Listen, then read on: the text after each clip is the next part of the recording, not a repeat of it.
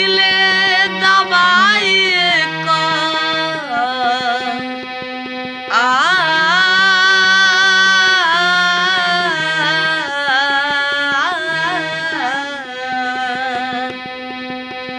अभिले दवाई कर कोनो सरकार ना बनाई पैलस।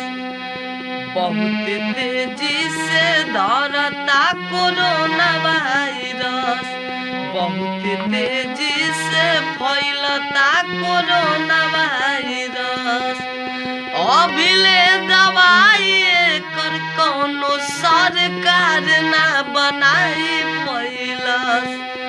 बहुत तेजी से धरता कोरोना वायरस, बहुत तेजी से फैलता कोरोना वायरस।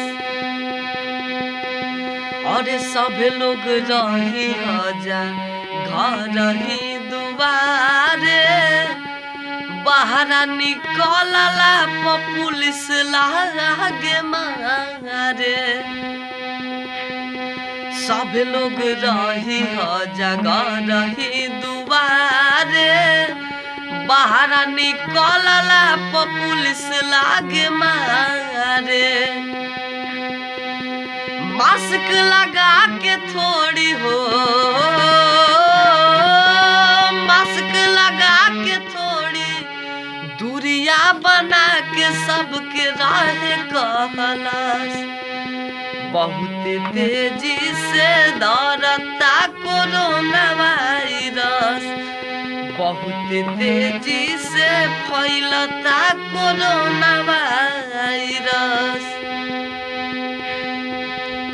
कौन उपाय एकर मोदी जी ना कइले, ढेर लोग मर जाए बिना कुछ खाइले।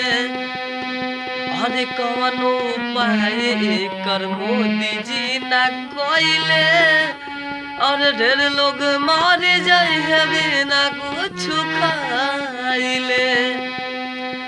अंकिता अनुज पांडे हो,